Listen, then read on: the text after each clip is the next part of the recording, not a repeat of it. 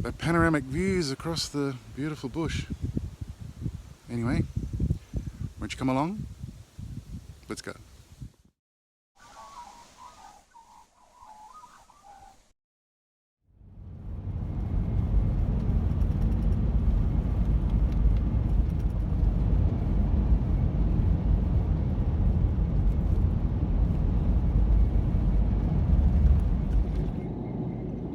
Hello everyone, welcome back. As you can see, I'm in the country, nearing the end of my 4-hour drive, coming out to the shack to spend a few days in December 23.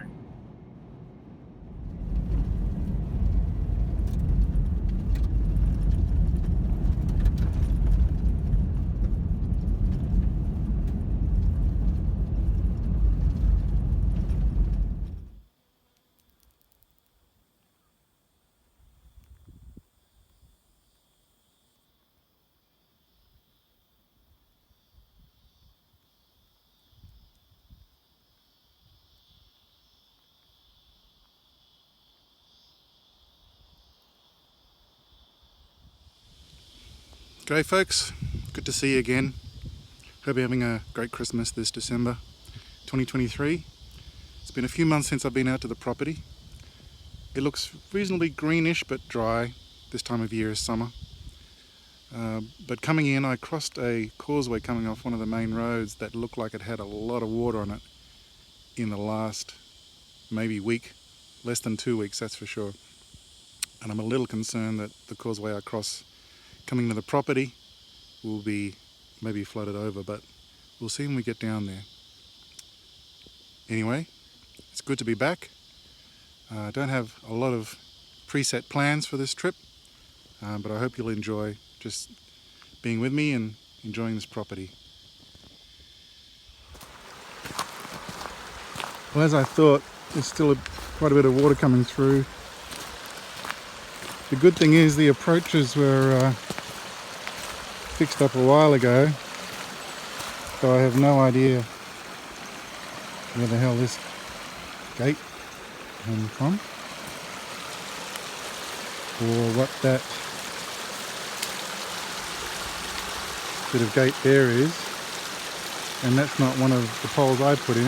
It's like someone's been trying to just shore up the side of this causeway, but anyway, it's only perhaps 5 or 10 centimeters deep, so it's very crossable, and then I'll be able to get up into the property without any other drama.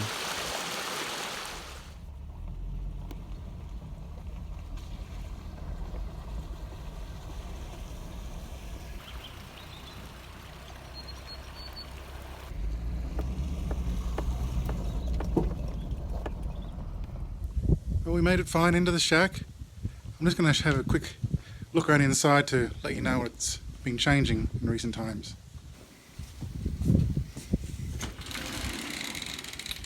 So during the year we emptied the whole place out, simplified it a lot, got rid of all the old carpet and added some nice lino floor and made it much more open and livable, which is nice and comfortable now. So now I'm about to head out and see what's what. I like to do a bit of a tour around when I first get here, just to make sure that all the trails are good and that I know what's going on outside. So let's have a look around down the trails.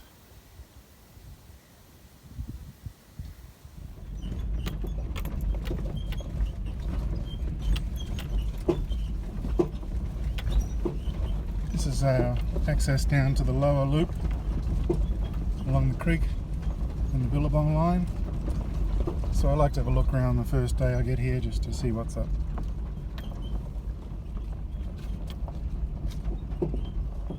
Don't worry, I won't bore you with a whole trip all around the place. I just want to show you a bit of the track and a bit of what the bush looks like. You can see it's just raw Aussie kind of gully country.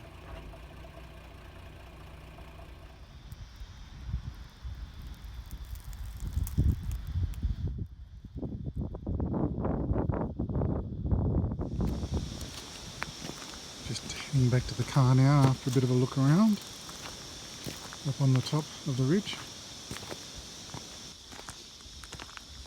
Not much moving around, it's pretty warm. Probably the first thing you're going to say is that a rifle on your shoulder? Well, yeah. Part of owning a piece of rural property and bush property is, unfortunately, there are a lot of introduced animals that do a lot of damage, especially pigs. And on the way in, I've seen a lot of pigs and goats already, but there are other animals as well, of course. We're trying to just control the introduced animals. Don't shoot any of the kangaroos and wallabies and all of the beautiful Australian natives. But anywhere in rural bush Australia, you'll unfortunately find a lot of introduced pest species, and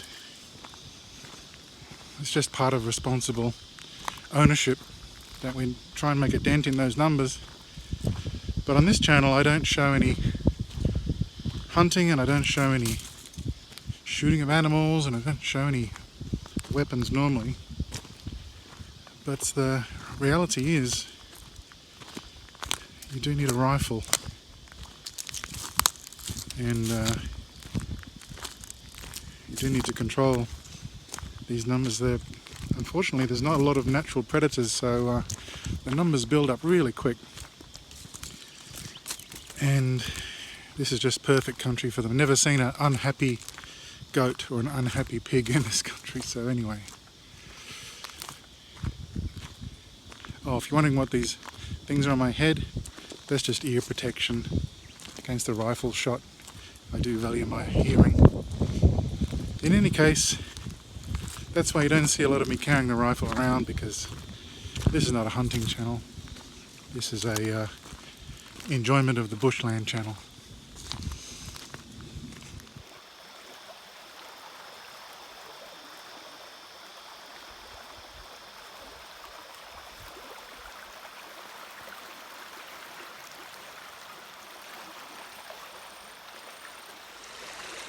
This little creek's a beautiful spot on a warm day, nice and cool. Alright, I know what you're thinking. Alright, guns are bad. Why have you got a gun?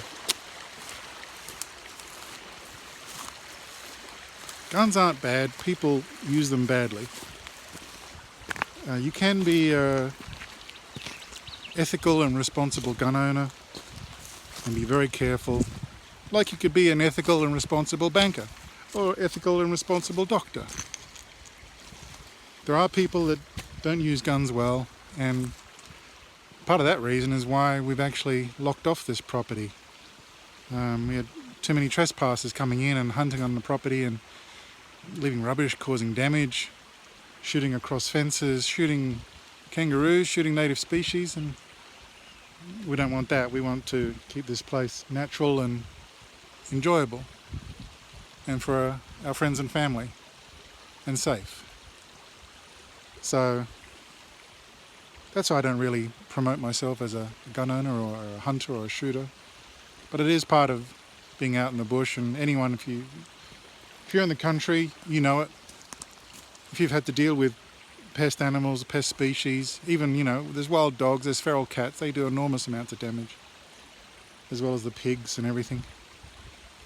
So that's it, end of rant. I'm not going to justify why I have a gun. I was fortunate that I learnt from a person who was very responsible and gave me great respect for weapons and guns, and great appreciation of the safety and the responsibility of them.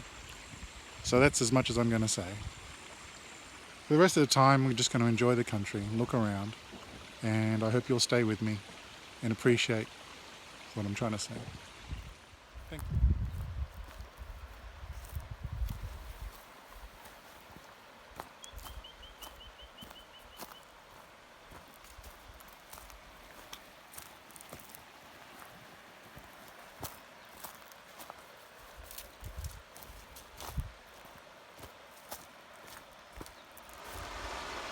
This is such a pretty spot. The billabong on our property. You've seen it in a few other videos I've made in the past. It's always the same, but it's always changing. It's a great spot just to sit and be quiet and watch nature come out.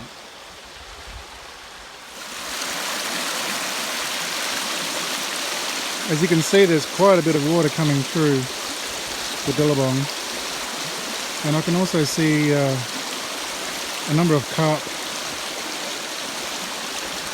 feeding near the exit here. Not sure if I can pick them up on the camera. But also water is coming from this side creek. And what concerns me about that is that creek is the same creek over near our dam that's been washed out several times, and you've seen me in past videos fighting to make a crossing. There's a carp, if I can zoom in on him.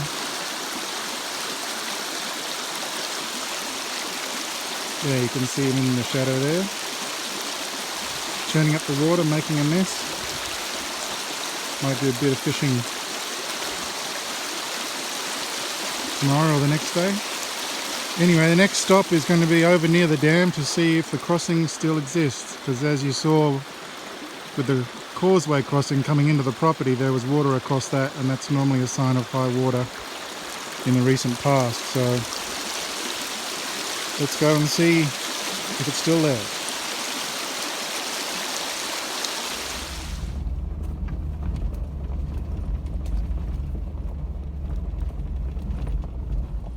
We've just come down off this hill, down and around, and fortunately it's still here. Obviously water running across it now, but it's really held solid, which is great. Still crossable by vehicles. Very impressed. Thanks to our farmer neighbours, of course, who helped build this thing. But yeah, that stuff isn't moving and it's locked in, so if it could withstand that, I'm hopeful it'll withstand a few more years yet. Might just trundle across and see what's around the dam and the flat beyond. But it's all looking pretty quiet today.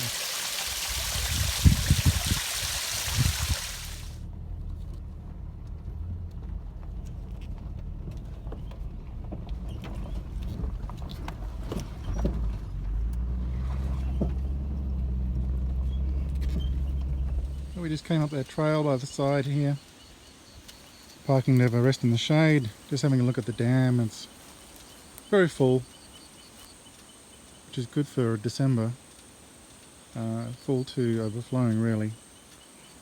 And even when I drove up, there were 5 or 6 ducks enjoying the afternoon before they flew off. My fault. Anyway,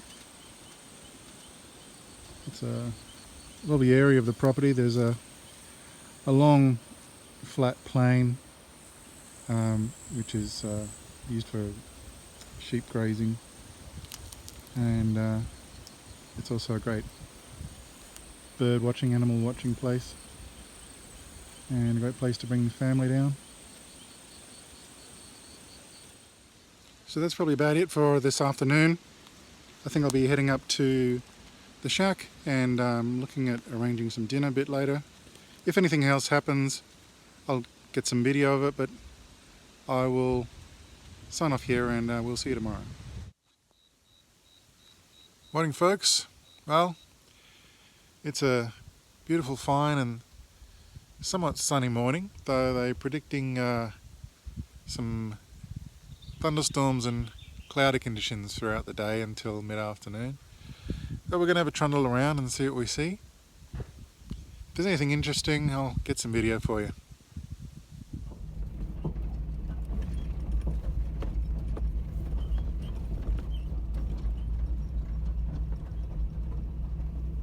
Just coming around the side of the hill, and I See a few big branches coming off this old gum tree, so I'll have to come around a bit later and get some firewood, I reckon.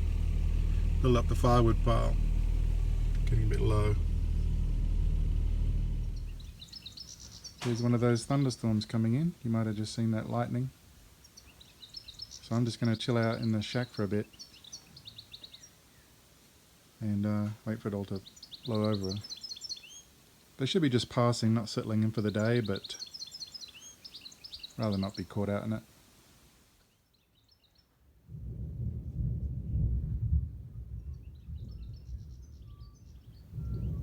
Something to do on a rainy day while you're chilling out is try and listen to the cricket, but unfortunately I can't seem to get any cricket station on FM or AM on my little radio.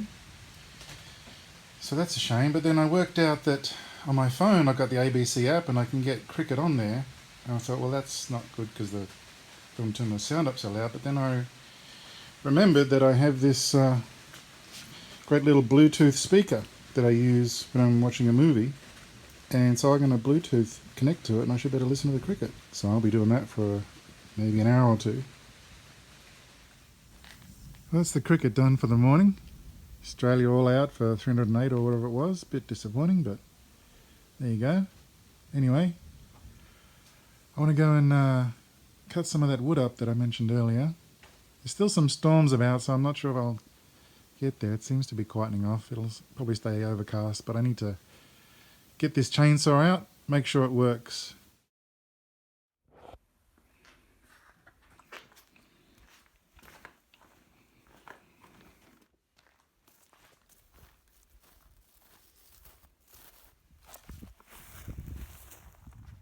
Right, let's see if this thing starts.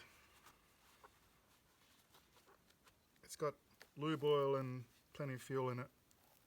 So put the power on, make sure that's back, pull the choke out, give it 10 pumps of this, it says. Give it 5 pulls.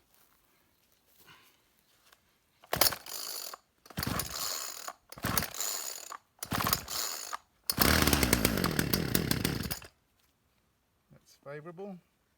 Put the choke in.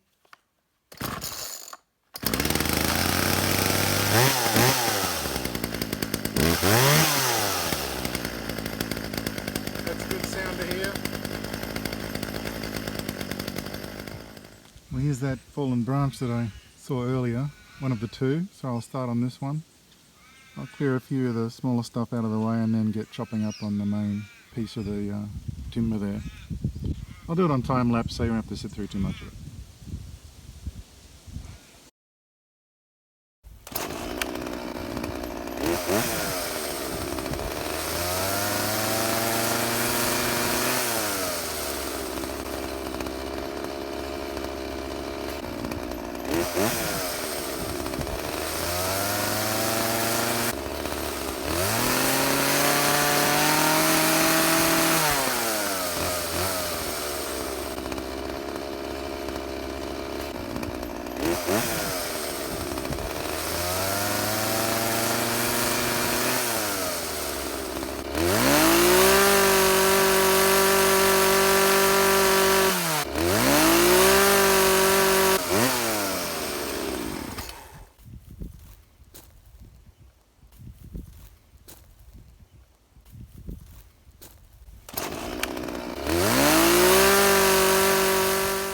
Next is this one, but I just wanted to show you where from the tree it came.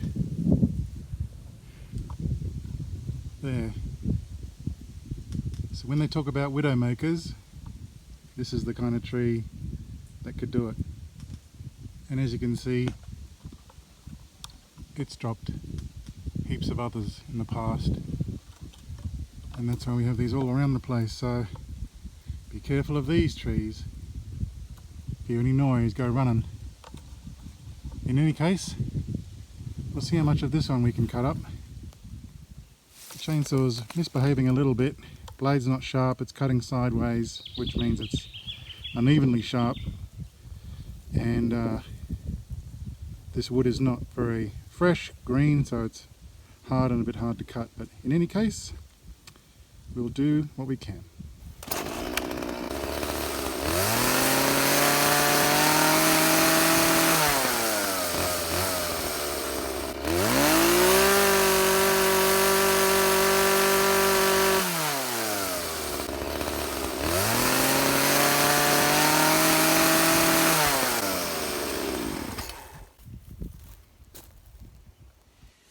I'm back at the shack. The batteries gave out, so I couldn't record anymore, but there were also some rain squalls that came through, made it a bit difficult, so I finished up there. The chainsaw wasn't cooperating very much, so I still managed to get a pretty good carload of wood here, so that'll do. Fortunately, I don't need to lighten much of a fire right now because the weather's pretty mild, and there's plenty of wood back there if I need to cut some more. But this will be a good start for the wood pile. So I'll just unload this stuff and settle in for the evening. Take it easy. Morning, folks. Another beautiful day, though a bit overcast from the clouds I can see in front. But it's a beautiful day in the country, and today we're going to go to the far corner of the property up in the top ridge, which will be a lot of up and down different valleys to get there, and then we'll be looking out across the panoramic views across the beautiful bush. There's the picnic table I built a few years ago. The plank on one of the seats on the left there is a bit warped, and I have to replace that. That's withstood a lot of weather out here. Still looking good. One of the best things I've done out here. So yeah. But let's go down here.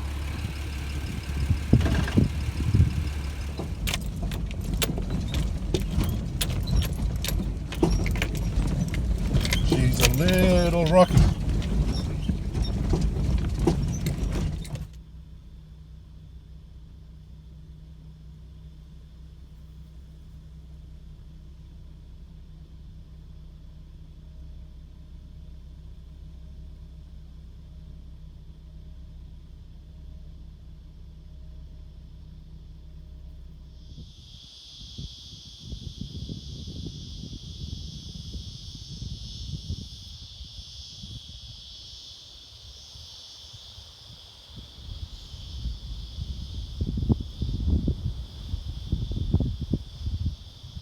So this is the panorama from the top, or one of the top levels.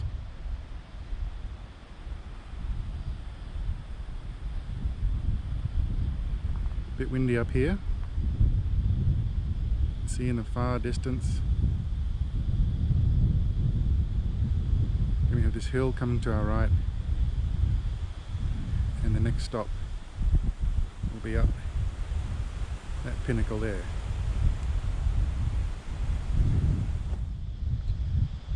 So this really is the top spot.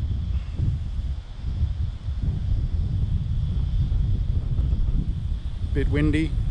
Hopefully the sound is not too bad.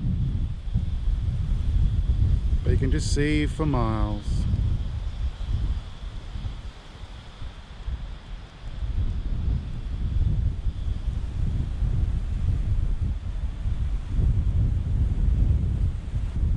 We'll be heading more towards these further hilltops and ridges just to see what's around and enjoy the bush.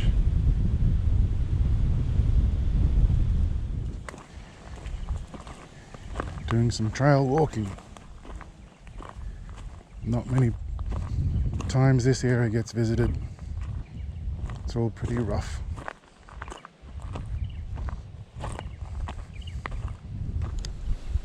Those rub marks on the tree mean that there's been an animal here, and because it's so low down, possibly pigs, maybe goats, but definitely not deer that far down. Deer would be further up the trunk there. So strange to be pigs up in this high country, but I guess they're everywhere. Let's keep going.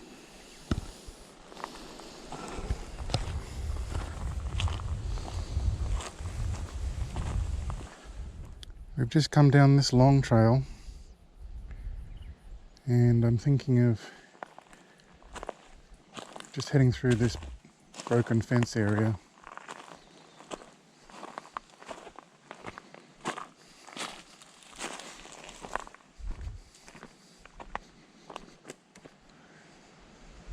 Well, it's all pretty much broken bushland up here, but this clearing would make a great little camp spot,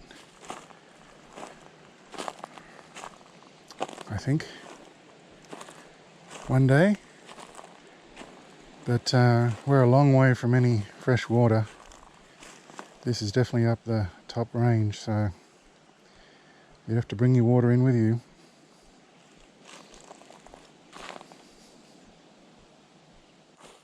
I'm not sure the camera really picks it up, but it just it go down very steep. So I'm going to head up to the fork in the trail I was at and try a different way around.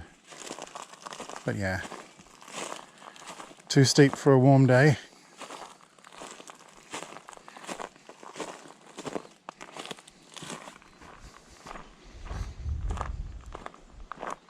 This is really an old fire trail along the fence line.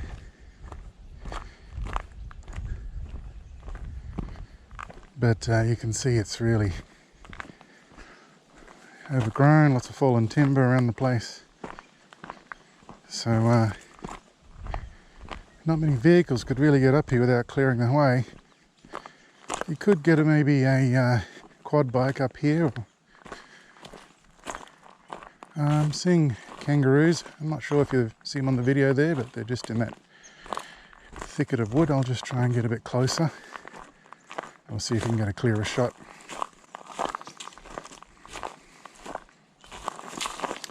They know I'm here. There they go. There's one. Usually one follows. There we go. There's the other. That's about as close as you get to kangaroos, really, in the wild. They're pretty nervous animals. We don't really have the big red kangaroos out this way, but they're the big greys. We've got a lot of wallabies, black-faced wallabies and so on because of the rocky country. Lots of animals, really. Echidnas, wombats, all sorts. Even some emu, but they're not native to the area. I thought they were released from perhaps an emu farm that went bust, but someone told me they actually got released on purpose. And while we've had, over the time, we've seen the original group of around 4 or 5. Now that group has had chicks and that group has had chicks, so we see them quite frequently all over the place. Big bird, small brain. They love to run in front of the car for some reason, so this piece I'm standing on looks like it was cleared with a grader. Again, a long time ago. You can see this fallen timber. It's been there for a long time to be so bleached by the sun. Anyway, I'm going to find a nice shady spot, have a drink and sit and listen to nature for a while.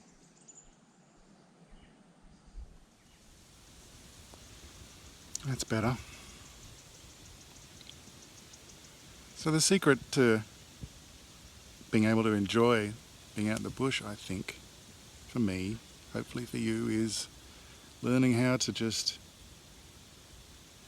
be quiet and sit and watch and look at what you're looking at and learning what you can see.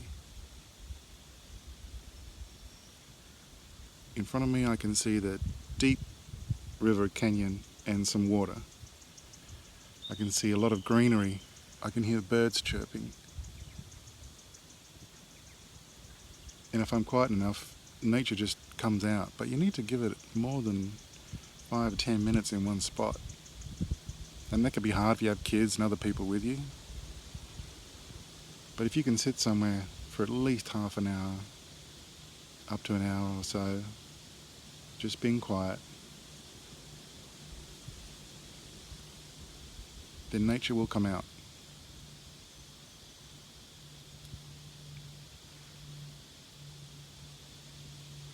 So that's what I'm going to do.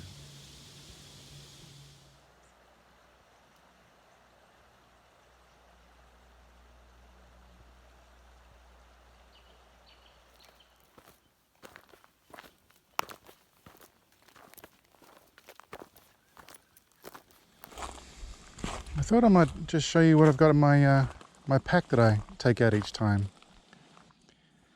So I've just got this small little backpack that I take with me if I'm away from the vehicle some distances. This is not a camping backpack, this is just like a day pack. So let me show you the type of things I carry with me. As you can see, there's a stool sticking out of it. This is just a simple 3-legged tripod stool, surprisingly comfortable and nice to be off the ground at times. Got a beanie, some water, a pair of sunnies, a couple of gloves, a pair of small binoculars, a flashlight, Aussie fly net. Fortunately the flies aren't bad this year, but sometimes you can throw this over your whole hat and head and you got a good protection from the flies. This is a kind of stretchy sleeve balaclava thing that I can wear if it's cold as a scarf or over my head or around my neck, with wet it with water and have it around my neck for cooling off, so it's got a lot of uses. Small can of bug spray, keep the flies off. A little head torch if I'm caught out somewhere late. Some black plastic bags. First aid kit, which has proven to be very useful. Simple stay sharp kind of kitchen knife, which is also extremely handy, and every time you take it in and put it out, of course it sharpens the blade.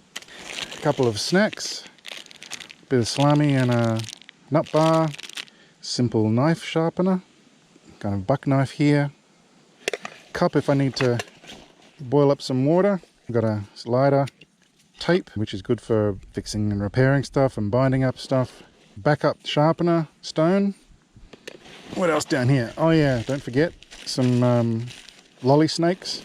In the back area, I've got a pad for kneeling or sitting. Very handy if you're on rocky ground. A couple of hand warmers, another type of net, a very small umbrella, but enough to keep the rain off. That's about it for the inside, I think. In the front, I've got some sunscreen, plastic bags and some gloves, wipes and tissues if you're caught short and you need to go to the toilet in the bush. Nice to have something to wipe your hands with. And of course, very importantly, I've got a PLB, which makes sure if I get in any trouble I can call emergency help. And that's really it. A nice light little backpack, but that's it. That's all the stuff I carry, just on a little day pack, ready for kind of different sort of emergencies and so on.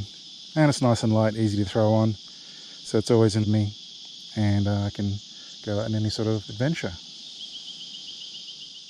And just like that, all back in the pack, ready for some more hiking.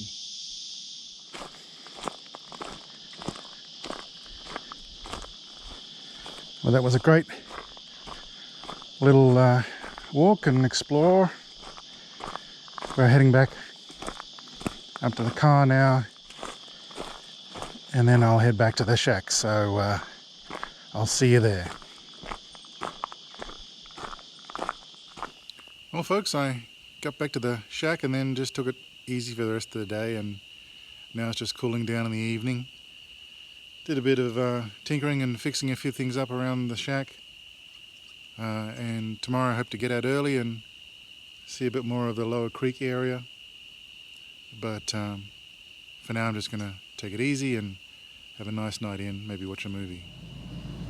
Good morning. It's a beautiful day here at dawn. Sun's just peeking over the ridges. We're heading down to the lower valley. Just warming the car up, you can probably hear it. Today they're predicting some thunderstorms around 11 in the morning. Can't really see it happening, but there are some dark skies around, so we'll get some time in the bush out this morning and come back around noon. .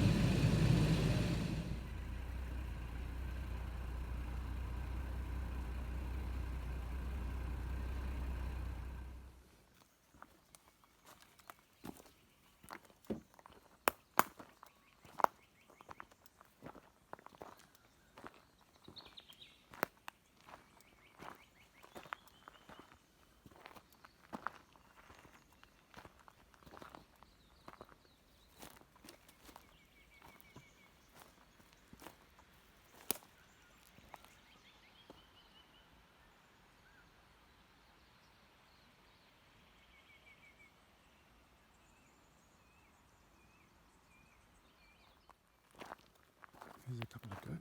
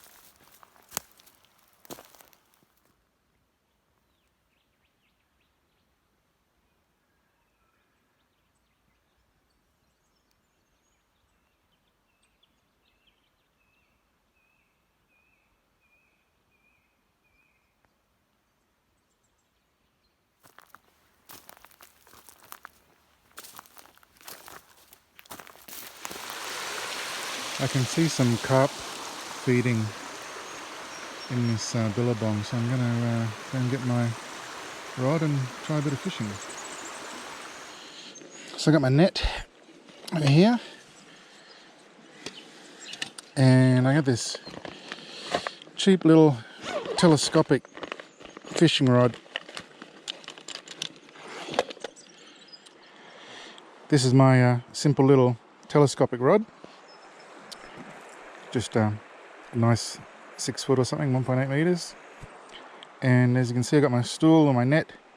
And also we found that corn is actually one of the best baits for catching carp, because they're essentially kind of vegetarian.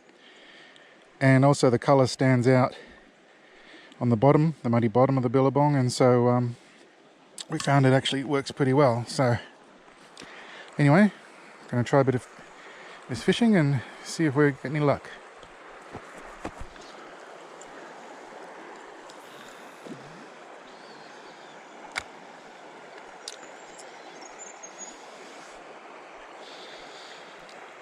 One of the tricks is to leave the line really slack.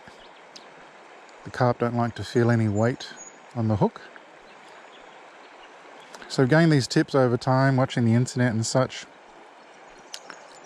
The tip about not having a shiny hook, the tip about using corn, trying to see if they're feeding first before going fishing, because if they're not looking like they're feeding, they won't even look at anything you throw in the water at them. It would be good if I could actually see into the water a bit clearer. That's why they call it fishing.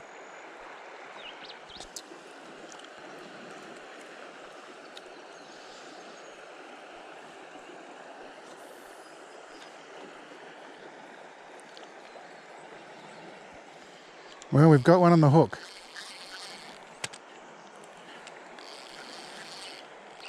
He's not too happy, and this is a very light line, so I need to play him a little to tire him out.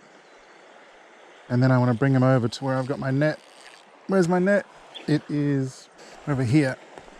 He's coming right close to the shore, and I don't really want to get him tied up in the reeds and stuff, but got my net here, so if I can get him down to the shallow area here, hopefully you can see him come to the surface. He's not going to be too happy when he sees me. Yeah, he knows he's hooked, but he isn't really fighting yet. Reasonable size, not too big, but certainly I should be able to get him in my net. But I do need to tire him out a bit, because he can easily just... Yeah, you should be able to see him now. I could almost, no.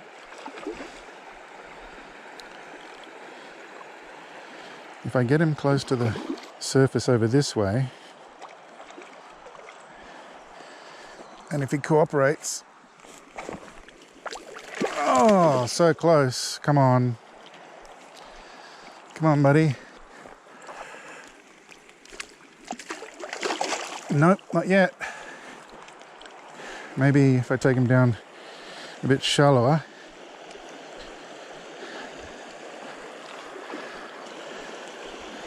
I'll have to bring him right down to the shallow area. Yes! Okay, we got him.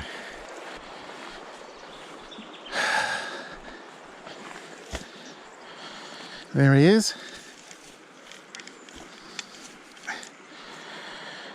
Now I'll just get my knife to dispatch him and then we'll talk a bit about him. So these things in Australia are a pest in our natural waterways, and it's actually considered I think it's a finable offence, a crime, if you actually release these back into the water. So the trick is to stab them in the head, in the brain, and kill them quickly, and just let nature take care of it. But you can eat these. You can eat these carp. This is a nice medium-sized one. They unfortunately have Y bones, so that's another series of bones that runs along the flank, and it's in a Y shape.